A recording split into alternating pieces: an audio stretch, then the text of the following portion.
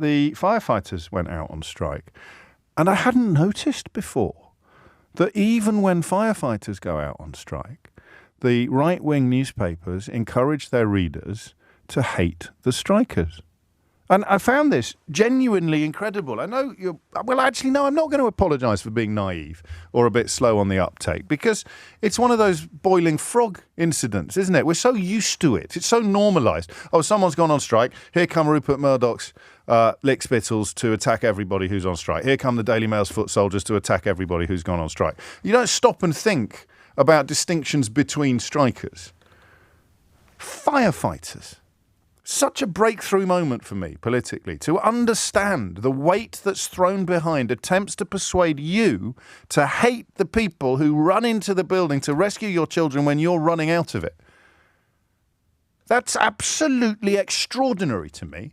And it doesn't get any less extraordinary as I get older. You'd think it might dial down slightly, or you just become a little bit normalised to the egregiousness of it. But stop and think for a moment about what that means. The full weight of the most powerful media voices in the country is thrown behind a cause dedicated to denigrating and attacking the people who have dedicated their lives to you and to me, to looking after us, to rescuing us, to treating us, to curing us, to caring for us.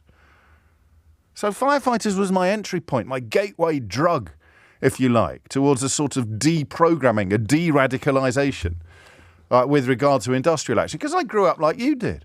I grew up with memories of the winter of discontent in the back of my mind, Arthur Scargill's costive tones ringing out across the airwaves. He used to ring our house, Arthur Scargill, to talk to my dad. My dad was a correspondent on the Daily Telegraph, covered the miners' strike a lot. But Dad, this was back in the days when the Daily Telegraph was a proper newspaper, so we'd get calls from Arthur Scargill and you'd get calls from Robert McGregor as well, who was head of the coal board. Both sides would be represented in a decent article written in a decent newspaper.